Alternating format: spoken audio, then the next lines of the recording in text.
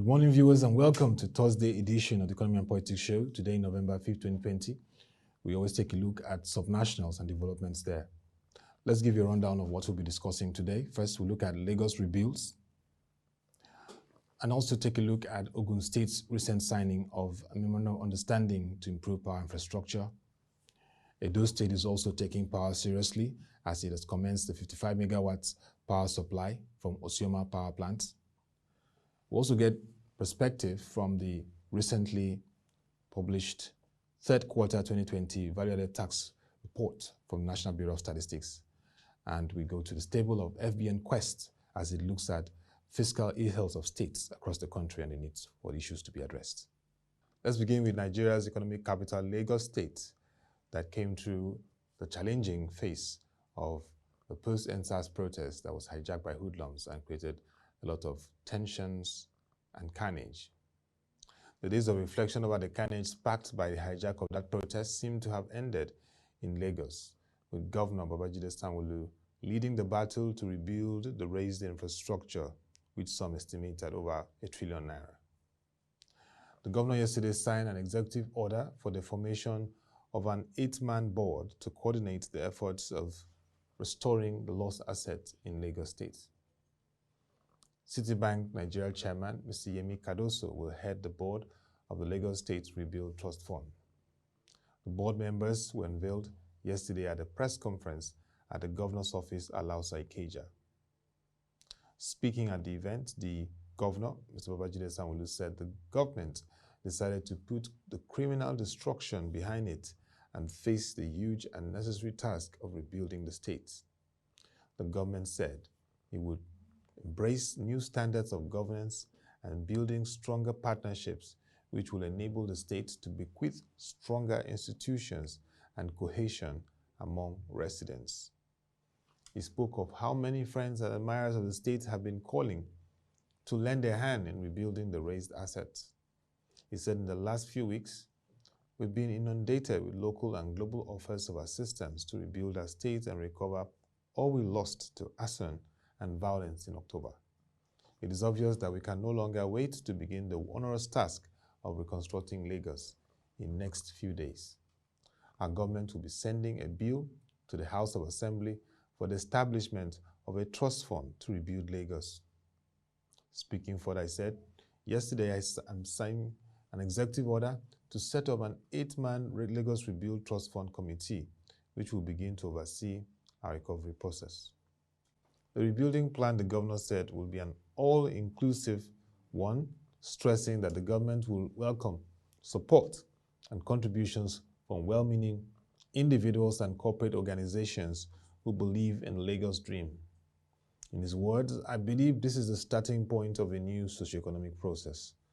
I'm hopeful that this initiative will help us to seamlessly make the transition to a rebuilt Lagos with upgraded public structures, facilities, and amenities. I know that the ashes that presently dot our landscape will birth modern and globally acceptable infrastructure. He said at the center of this decisive action to rebuild Lagos is the need to closely work with the people and organizations who call Lagos home, those who believe in the Lagos dream, and those who share the collective vision of a megacity that thrives on peace, unity among all ethnic groups. Those who know that the future of Lagos is tied to ability to keep nurturing our state, and those who are ready to commit their resources to the glory of the state, because the future is the future of Lagos. As part of the Lagos State government's objective to fully heal the wounds of the crisis, the governor also announced 6 other committees. They are Business Continuity Committee, Assessment Committee, Execution, Measurement and Evaluation Committee, Communication and Engagement Committee, Trust Fund Implementation Committee, and Security and Enforcement Committee. With the move, Governor Sanwo-Olu expressed optimism that the state will attain new heights of development for a more resilient system and become more united in achieving its development goals. Let's go on to Ogun State, which some people call Lagos 2.0.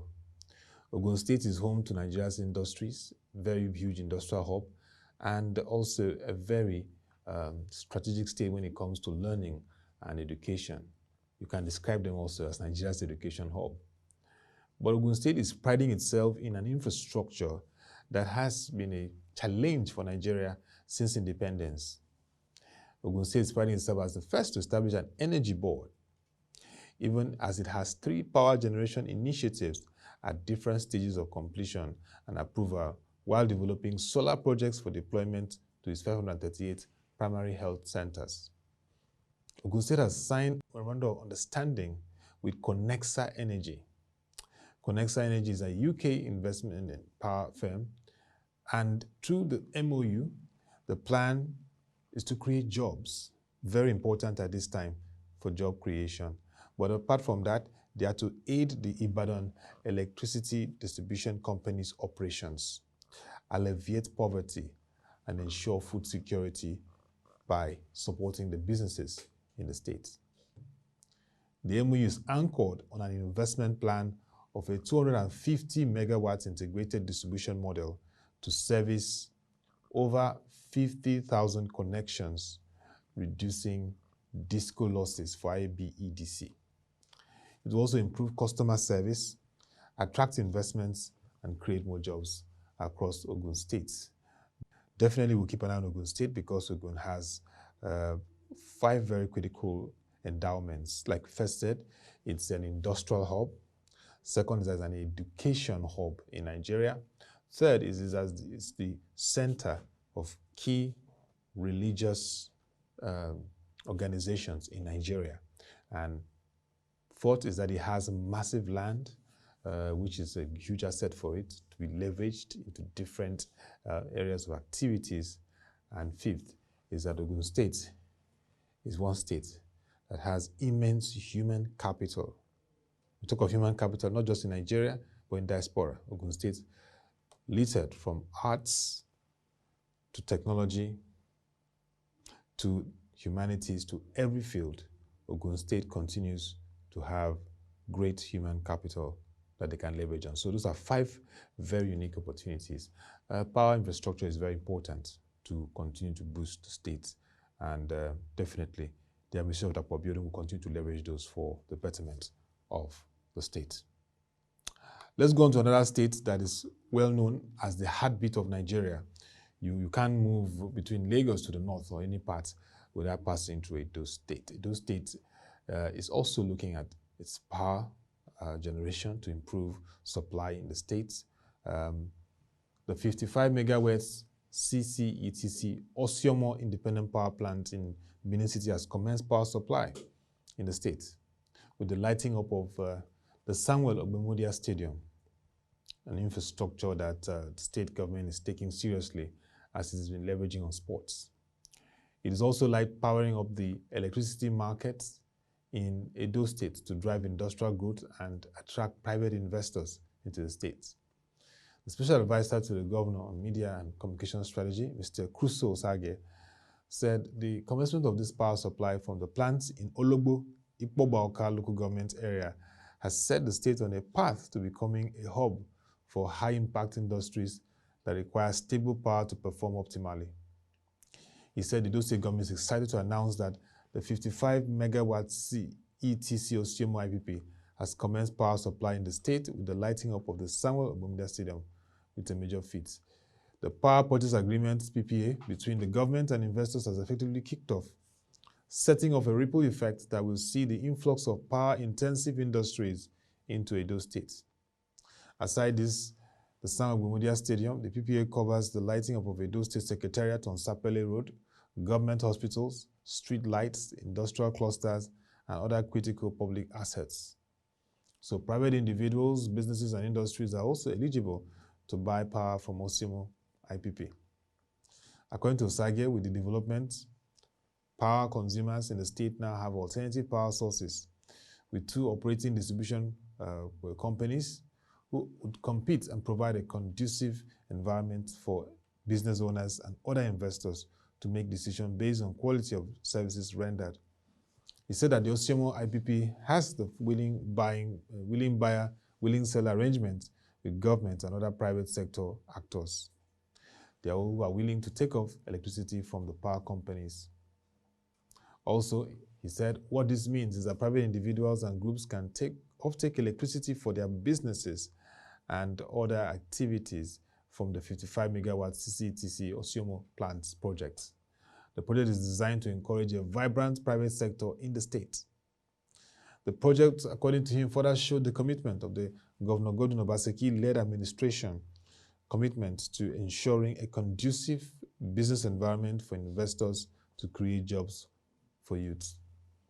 And looking at Edo State, let's take a look at Edo State before we get to our next discussion point. Edo State has also 5 very unique potentials and opportunities that enables it to be also a competitive state in Nigeria. First is as a unique agro hub and home to 2 of Nigeria's leading agro firms, Presco and Okumo Oil Palm. The second is that it has huge oil and gas investment prospects, which of course is being explored and continue to be harnessed by even indigenous oil and gas companies like Seplat, amongst others. Third is an industrial hub, home to companies like Guinness, which has its operations in Edo State and also adding value to the state activities. The fourth aspect is that Edo State has also, like we highlighted for Ogun, a huge human capital base, a very rich diaspora, and that is something they can leverage on. Take Lagos, Nigeria's economic capital. Edo State will account for nothing less than 10% of top professionals that are at top level strata in top companies distributed across services, oil and gas, even down to various other sectors in the country. And finally, Edo State is promising in terms of becoming a very strategic economic center in Nigeria. As people try to de-emphasize concentration in Lagos, Edo State holds the prospects to become one of Nigeria's strategic economic centers. And if infrastructures like power, what we're seeing now, continues in that regard, we may see more people coming to Edo State to settle. So that means they have to expand infrastructure and also expand real estate and various other opportunities in Edo. Let's get on to something that's of very huge interest to states. Value-added tax is something that states receive and as part of their subventions or running their fiscal activities. And what's the report for the 3rd quarter of 2020 value-added tax sectoral distribution from the National Bureau of Statistics? It showed that a sum of 424.71 billion naira was generated as VAT in the 3rd quarter 2020, as against 227.20 billion naira generated in 2nd quarter 2020 and 275.12 billion naira generated in 3rd quarter 2019, representing 29.8% increase quarter on quarter and 54.37% increase year on year. Other manufacturing generated the highest amount of VAT with 47.07 billion naira generated, and closely followed by professional services, which generated 44.01 billion naira. For those who can remember, the last quarter showed professional services took the lead.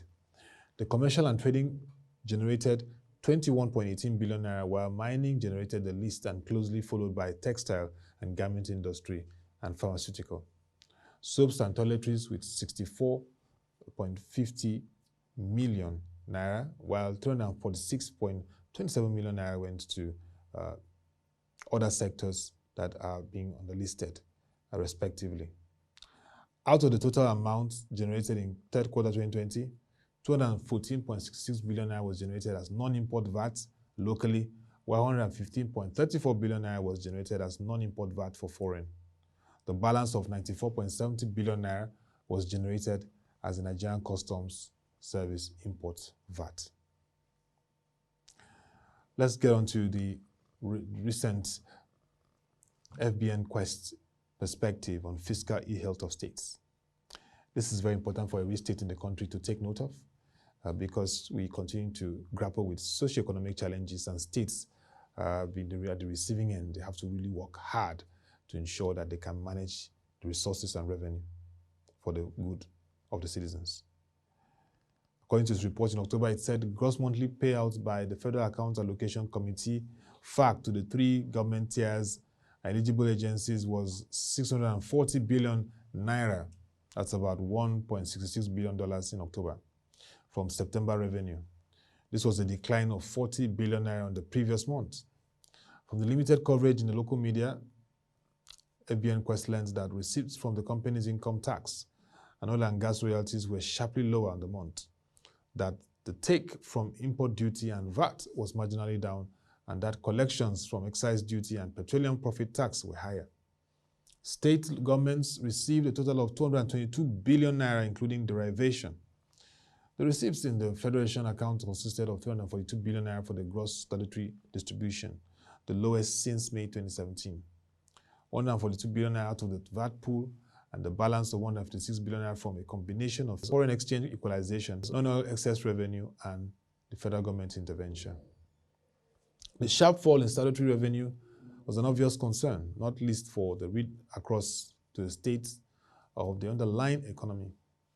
While there could be anomalies due to the impact of the COVID-19 virus on tax gathering, FBN Quest believes that it's a recall that September is generally a strong month for the collection of companies' income tax, and that this generated 203 billion naira in the month in 2019. The trend in the gross annual payouts has been positive, from 5.82 trillion naira in 2015 to 8.52 trillion naira in 2018, before a small drop to 8.22 trillion naira last year. Those are interesting insights across subnationals. Just to give you some perspective on what we'll be discussing next week, we'll take a look at state budgets, give you updates on state budgets have been coming in as we prepare for year 2021 fiscal year, and that's very important. That'll be all for today's edition of the Economy and Politics Show. You can visit our website www.ProShareNG.com to watch our videos, read our news reports and analysis. Send your comments and views around states and development to news@ProShareNG.com. We'll be ready to receive them and respond appropriately. So we come your way again. Thank you for watching. Have a nice day and stay safe.